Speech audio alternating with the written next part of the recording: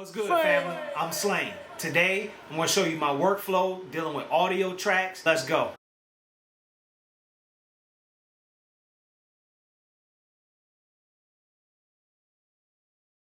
The first thing I'll do is I'll go to track 1. I know I'm going to load a piano in, so I'll name it. I try to stay organized inside of the MPC. That's why a lot of people get lost. If you're not organizing as you're going along, you'll get lost. And then we'll click on the Browse Samples. All of my samples are already in here. It's my piano. I'll load it in. I like to leave a lot of headrooms. Mine is 9 dB. So if I play it, you can see it's a little above 3. I'm going to turn it down from here and not from here. This is when I'm going to mix it. This is more like the velocity to the transients.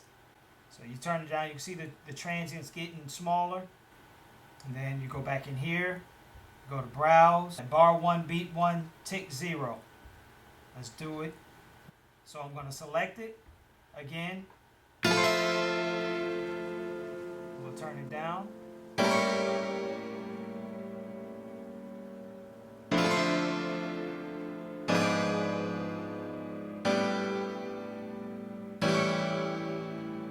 Create another track. This one will be a pad. Remember, 1 bar, 1 beat, 0 ticks. We'll select it. We'll select that and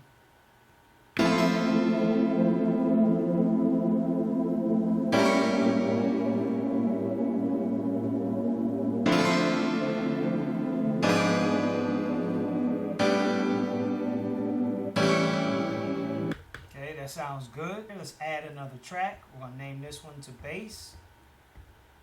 Okay, then we'll go back in here. Remember the pointer. Go to Browse, and there's my bass. I'll select it, and let's turn it down. That's pretty hot.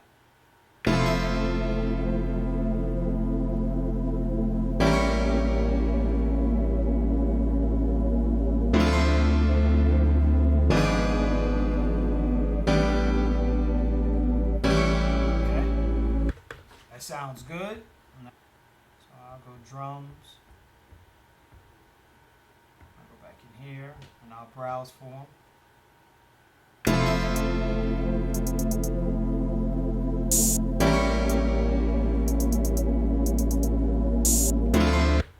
This transient's a little louder than the rest of them. So I'll go here. I'll select it. I'll hit split. I'll come over here, right before that, and hit split again. Looks good, so let's play it. See what 6 sounds like. Let's bring it back, let's press play. There you go. And I've got one more down here I need to adjust. This one down here. So I'll bring the playhead right before it.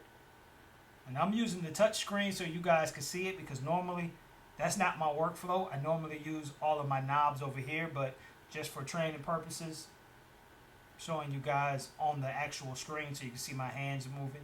And we could use a scissor tool and just cut right there. Okay, so now let's see what it sounds like. It's a little bit above it, but that's fine. Okay, let's go back. I've got some sound effects I want to put in there. We'll go here, we'll go back here, we'll bring that. Bring that way down.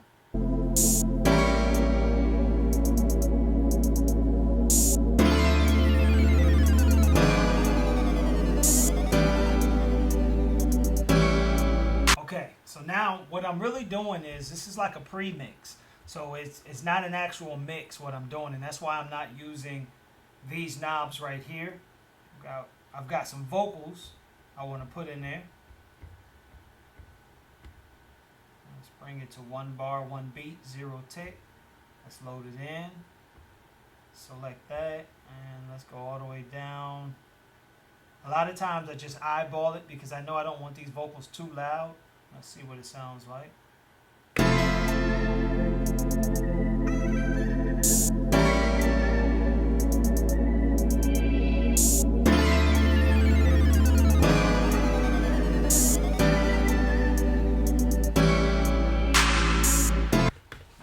that's fine. That sounds good. So now I've got all of my instruments in there. Now I'm going to show you how to get my drums right. Okay, so now what I'm going to do, I'm going to bring my drums down to minus 9 dB also. Or right in the middle, a little above it. And it seems counterintuitive, but it's really the way that you want to go, because especially if you like using a lot of inserts, compressors, saturation, EQ, like if you know you boost a lot using your EQ. What I want to do now is tune my drums to fit inside of the project I'm using. And this is F minor. So all of my sounds, what you hear now, this is F minor. Okay. Inside of Project Edit, we'll go to Samples. And here in Samples, if you look right here at the key, this kick is D sharp. This snare is C minor.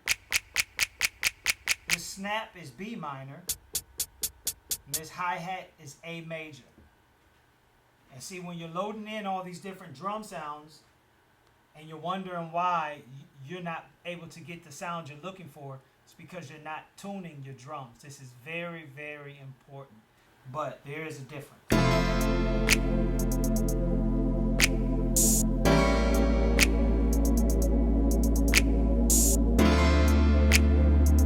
So that one doesn't sound horrible, but go up one to C minor.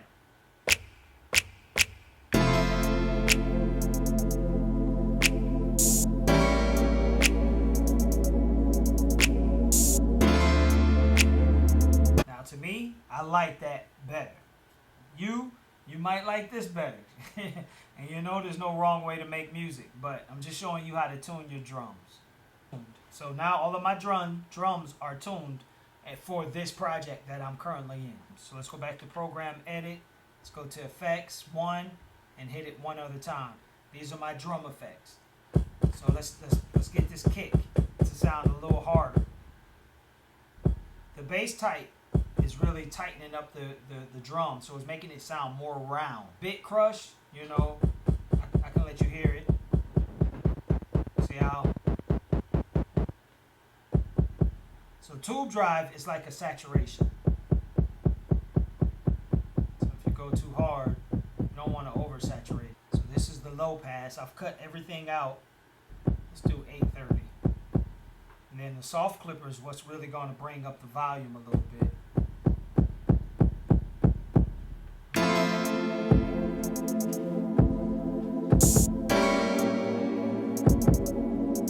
Okay, let's go back to Pad Mixer. And you see I've turned it down. Now let's turn it up while we listen.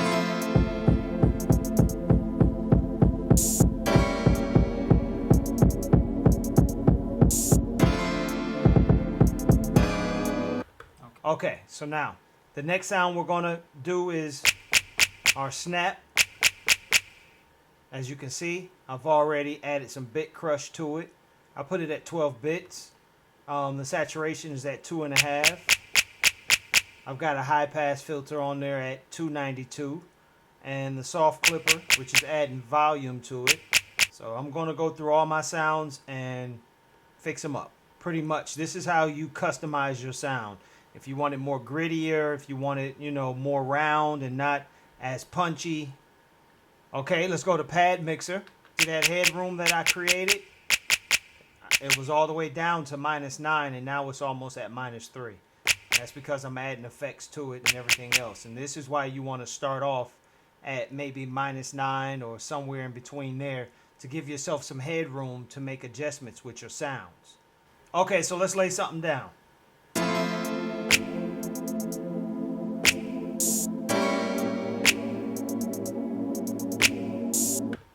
I'm going to drop a gem for you. This is what I do. One of my techniques to get a little bit more swing in there. And I'll take this. I'll turn off the I'll turn the grid off so it doesn't snap on the grid. Then I'll nudge it over a little bit. So I got a little count that I do. You can count on your own. And I'll take this one. And then I'll copy them.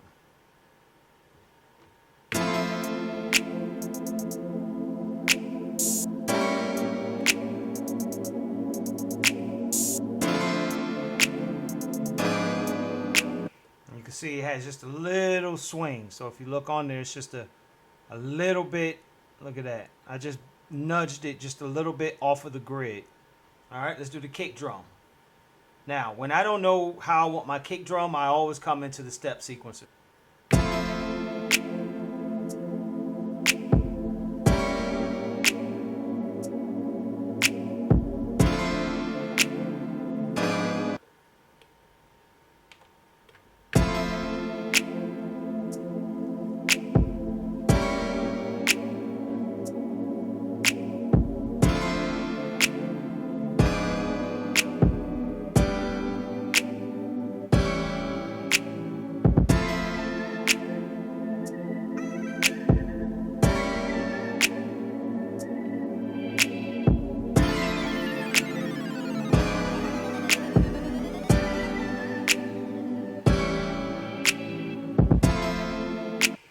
If you go into Program, Edit, come over here to Samples, I'm going to layer this hi-hat.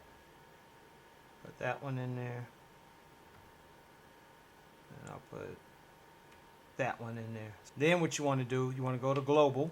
I can do Random or I can Cycle. So I'll do Cycle. And let's see what it sounds like.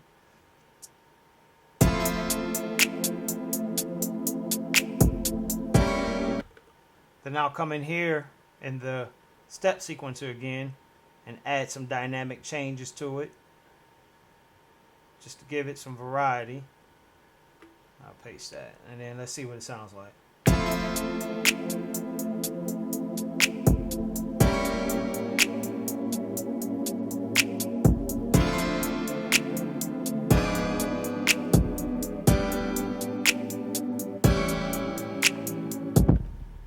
Like that. Let me bring the bass back in.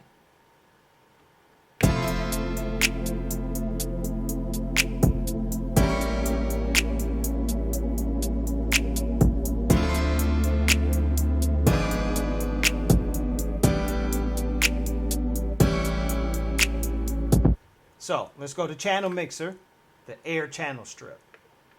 So if we go to the Air Channel Strip, I've already got a let's load this up. I've already got a mix that I use. So this is with the air channel strip on for my drums.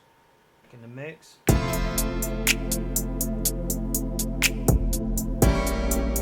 Okay, and then now we've got a problem because the kick drum and the bass are both playing at the same time. So let me show you how to use the Mother Ducker. And let's add the Mother Ducker to the program. I put Mother Ducker input on the drums. Let's go into audio. Okay, here's the bass. Let's open that up and let's go to the Mother Ducker right here. Every time the kick hits, that duck is gonna jump. You'll see what he does.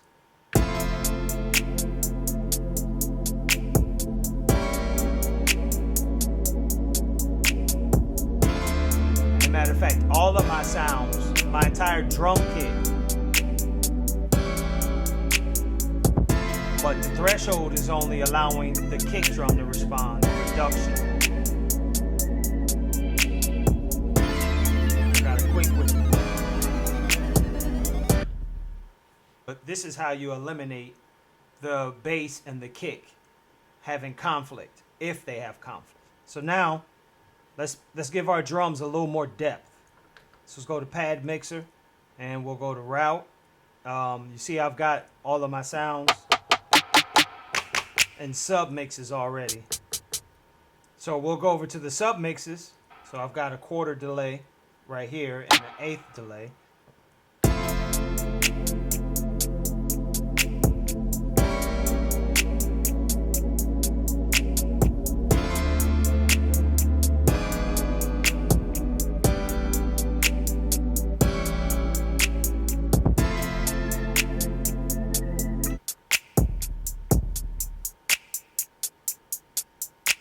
Thanks for watching. If you got anything out of this, I'd appreciate a like and subscribe, and leave a comment in the bottom and let me know how you like this content. Or if you want to see more of how I hook up my gear, or if you want to see anything else, leave it in the comment. I'd appreciate it. Alright? Peace. Bye.